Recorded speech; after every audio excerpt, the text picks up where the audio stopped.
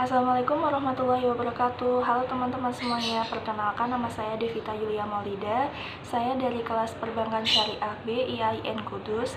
Di sini saya ingin mempresentasikan tentang ujian akhir semester saya, yaitu proposal pendirian suatu lembaga keuangan. Nah, di sini saya memilih untuk mendirikan suatu BMT. Nah, untuk pembahasannya, yang pertama ada profil perusahaan, yang kedua manajemen perusahaan, yang ketiga struktur organisasi, yang keempat aspek produk dalam BMT ini sendiri, yang kelima CSR, dan yang terakhir adalah aspek keuangan atau proyeksi keuangan. Di dalam profil perusahaan itu sendiri terdapat beberapa bagian. Yang pertama adalah latar belakang perusahaan, yang kedua nama perusahaan, yang ketiga bentuk perusahaan, yang keempat modal perusahaan, dan yang terakhir adalah visi dan misi dari perusahaan.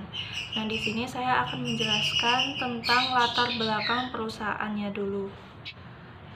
Latar belakang perusahaannya, seperti yang kita tahu, jumlah pengusaha menengah ke atas itu sekarang sangat kecil. Tapi kalau pengusaha menengah ke bawah saat ini tuh terbilang sangat banyak. Bahkan mencapai puluhan juta di perkotaan maupun di pedesaan. Nah, mereka itu terkendala dengan adanya modal, sehingga mereka itu tidak bisa bukannya tidak bisa sih, tapi kesulitan dalam mengembangkan usaha mereka. Untuk kendalanya sendiri itu disebabkan karena mereka itu tidak bisa menjangkau lembaga keuangan karena mereka kesulitan untuk mendapatkan dana investasi dan modal kerjanya.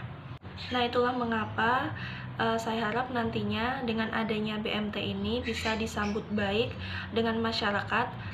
Selain itu juga agar menghindari atau minimal mengurangi agar mereka itu tidak selalu berkegantungan terhadap rentenir. Lalu untuk nama perusahaannya, di sini saya memilih nama BMT Al-Karim. Al-Karim sendiri secara bahasa artinya yang maha mulia, yang maha dermawan, dan yang maha pemurah. Nah, diharapkan dengan arti nama ini, nantinya BMT yang saya dirikan itu dimaksudkan dapat memberikan anugerah serta menyebarkan kebaikan kepada seluruh anggota, nasabah, dan tak terkecuali juga masyarakat sekitar BMT Al-Karim ini sendiri. Nah, untuk bentuk perusahaannya sendiri di sini berbentuk BMT atau Baitul Mal wa Tamwil, yaitu lembaga keuangan mikro yang dioperasikan berdasarkan prinsip bagi hasil, menumbuh kembangkan bisnis usaha mikro dan kecil dalam rangka mengangkat derajat dan martabat serta membela kepentingan kaum fakir miskin, yang beroperasi sesuai dengan prinsip-prinsip syariah Islam dan tata cara beroperasinya sesuai dengan ketentuan-ketentuan Al-Quran dan Al-Hadis. Dan modal perusahaan dari BMT Al-Karim ini terdiri dari simpanan pokok khusus atau penyertaan, dan simpanan wajib senilai 160 juta rupiah. Yang terdiri dari komposisi modalnya yaitu yang pertama BMI senilai 15% atau setara dengan 24 juta, yang kedua Pinbook senilai 10% atau setara dengan 16 juta, dan yang ketiga adalah BMT Existing atau masyarakat senilai 75% atau setara dengan 120 juta. Visi dan misi perusahaan. Visi dari BMT Al-Karim adalah menjadi lembaga keuangan syariah pilihan dengan pelayanan terbaik. Untuk misinya, yang pertama, menyelenggarakan tata kelola perusahaan yang baik dan usaha lembaga keuangan yang sehat. Yang kedua, menghadirkan keunggulan produk syariah di tengah masyarakat. Yang ketiga, memberdayakan pelaku usaha mikro, kecil, dan menengah atau UMKM. Yang keempat, memberikan profit dan benefit seoptimal mungkin kepada seluruh stakeholder. Yang kelima, memberi layanan kepada masyarakat di Indonesia dengan kualitas prima melalui inovasi produk, kemudahan akses, dan sumber daya insani yang profesional. Tujuan pendirian BMT Al-Karim yang pertama, meningkatkan program pemberdayaan ekonomi, khususnya di kalangan usaha mikro kecil, dan menengah. Yang kedua, mendorong kehidupan ekonomi syariah dalam kegiatan usaha mikro, kecil, dan menengah, khususnya ekonomi Indonesia pada umumnya. Yang ketiga, mewujudkan kehidupan keluarga dan masyarakat di sekitar BMT yang selamat, damai, dan sejahtera. Selanjutnya, meningkatkan kualitas SDM anggota, pengguna, dan pengelola menjadi lebih profesional, salam, dan amanah, sehingga semakin utuh dan tangguh dalam berjuang dan berusaha menghadapi tantangan global. Peran pendirian BMT di masyarakat. Yang pertama, menjauhkan masyarakat dari praktik ekonomi non-syariah. Yang kedua, melakukan pembinaan dan pendanaan usaha kecil. Yang ketiga, melepaskan ketergantungan pada rentenir. Dan yang terakhir, menjaga keadilan ekonomi masyarakat dengan distribusi yang merata. Di dalam badan usaha, perlu adanya penempatan dan pembagian pekerjaan, tugas-tugas, dan tanggung jawab serta wewenang. Struktur organisasi tersebut harus memungkinkan adanya penetapan hubungan-hubungan antar unsur-unsur organisasi, sehingga koordinasi dan kerjasama di antara semua level dan manajemen dapat berjalan dengan efektif dan efisien untuk mengambil tindakan atau keputusan dalam mencapai tujuan badan usahanya. Nah, di sini saya paparkan bagian dari struktur organisasi BMT Al-Karim ini sendiri.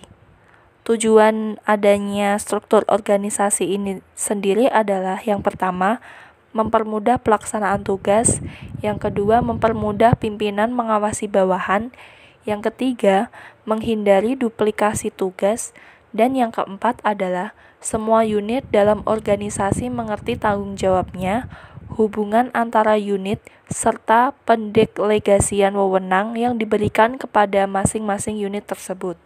Nah, dalam melaksanakan tugas sehari-hari, masing-masing pihak dalam struktur organisasi pada BMT Al-Karim mempunyai job description yang dipertanggungjawabkan kepada atasannya, sehingga badan usaha ini dapat berjalan dengan baik. Untuk selanjutnya adalah pembahasan tentang aspek produk dari BMT Al-Karim. Yang pertama, ada produk tabungan. Di dalam produk tabungan ini, ada beberapa jenis tabungan. Yang pertama, tabungan untuk umum, yaitu simpanan bagi masyarakat umum baik petani, pegawai, nelayan, serta yang lain yang dapat ditarik setiap saat sesuai dengan akad atau permohonan dengan sistem bagi hasil. Yang kedua, tabungan untuk pelajar atau siswa, yaitu simpanan bagi pelajar dan mahasiswa. Penarikan dapat dilakukan ketika siswa akan memenuhi kebutuhan sekolah atau kuliah seperti SPP, buku-buku, dan lain-lain. Yang ketiga ada tabungan kurban dan akikoh, simpanan bagi masyarakat yang akan melaksanakan ibadah kurban atau akikoh. Penarikannya pada saat akan melaksanakan ibadah kurban atau Idul Adha atau bulan lainnya dengan keterangan permohon penarikan 1 minggu sebelum pelaksanaan. Yang keempat ada tabungan walimah, yaitu simpanan bagi masyarakat yang akan melaksanakan walimah atau pesta baik, khitanan, dan pesta-pesta syukuran lainnya. Yang kelima ada tabungan haji, simpanan bagi masyarakat yang akan melaksanakan ibadah haji. Penarikannya dilakukan pada saat akan ibadah haji dengan saldo yang mencukupi ONH. Yang keenam, tabungan berjangka atau deposito.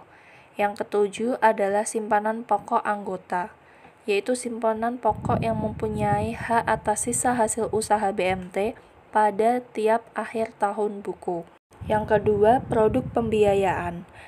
Di sini yang termasuk produk pembiayaan dari BMT Al-Karim, yang pertama ada pembiayaan murabahah atau jual beli jatuh tempo.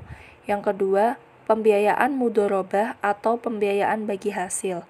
Yang ketiga, pembiayaan musyarakah. Yang keempat, pembiayaan bai bistaman ajil. Yang kelima, pembiayaan bai asalam. Yang keenam, pembiayaan qardul hasan. Yang ketujuh, pembiayaan arahan atau gadai. Yang kedelapan, pembiayaan al-ijarah atau sewa beli. Untuk selanjutnya ada CSR atau biasa kita sebut dengan Corporate Social Responsibility. Corporate Social Responsibility adalah dana yang kerap diartikan sebagai tanggung jawab sosial perusahaan dengan memberikan kontribusi bagi komunitas lokal dan masyarakat di sekitarnya.